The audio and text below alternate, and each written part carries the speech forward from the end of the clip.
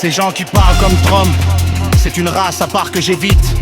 Comme on évite une flaque, un nuage de mouches, une odeur de pourriture. Je préférais écouter le récit détaillé de la peste bubonique, ses frissons, ses bubons, son agonie longue et moite, que de subir une minute de ce flot.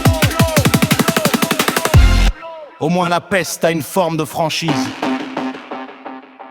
Hey, mais elle ne ment pas, elle est historique, presque noble dans toute son horreur. Lui, c'est une nausée. Chaque phrase est comme un doigt qu'on vous enfonce dans la gorge pour vérifier si quelque chose peut encore sortir. Ça gratte, ça racle, ça souffle, ça se répète, ça tourne en rond dans une arène de vanité vide. C'est le bruit d'un égo sans fond qui se déverse, qui déborde, qui inonde tout sur son passage d'une boue gluante de superlatifs et d'insultes. C'est la langue réduite à l'état de réflexe conditionné, une décharge neuronale brute, sans filtre, sans pudeur, sans enjeu de but que d'occuper l'espace et d'écraser toute autre fréquence.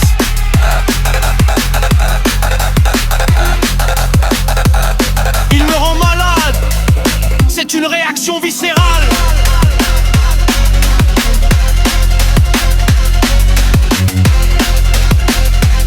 Comme si le cerveau, à force d'entendre se sabir de mensonges éhontés d'autocélébration pathétique, déclenchait un rejet total.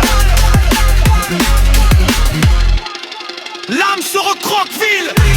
L'intelligence sort de la pièce et va regarder par la fenêtre en attendant que ça se taise. C'est une agression contre la syntaxe, contre la musique de la raison. On sent la pensée se flétrir à son contact, comme une plante à laquelle on verserait de l'acide au lieu d'eau.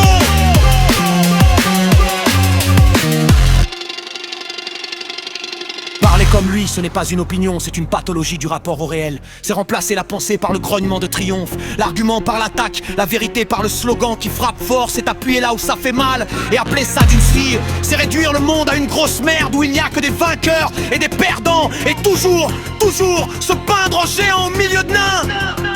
C'est un appauvrissement du possible, une mutilation de l'imaginaire collectif. On ne débat plus, on assène, on ne convainc plus, on terrase. C'est le langage du stade, pas de l'agora, du combat de coq. Les éviter, ces gens, ce n'est pas un choix politique, c'est un réflexe d'hygiène mentale. C'est préserver un espace intérieur où les mots ont encore un sens, où une phrase peut être complexe, où l'on peut douter sans être un perdant, où l'on peut écouter sans se faire agresser. C'est protéger sa propre capacité à nuancer, à ressentir de l'empathie, à croire que la communication peut élever et pas seulement écraser. Sur au fond, un acte de résistance silencieuse contre la réduction de l'humain, c'est pas instinct. La peste, au moins elle a ravagé. Fuck, laissons l'imitation, on arrête jaloux.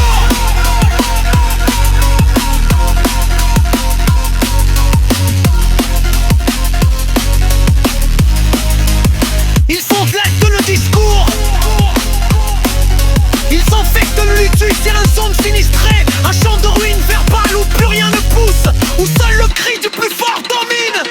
La peste, leur vend des traces dans la théorie, on lance des traces où l'on s'ordonne, lyrique pour l'estémisme, la méfiance de tout discours, le plaisir malsain de la connerie brutale. C'est une épidémie de bêtises agressives, et je refuse d'en être le porteur sain.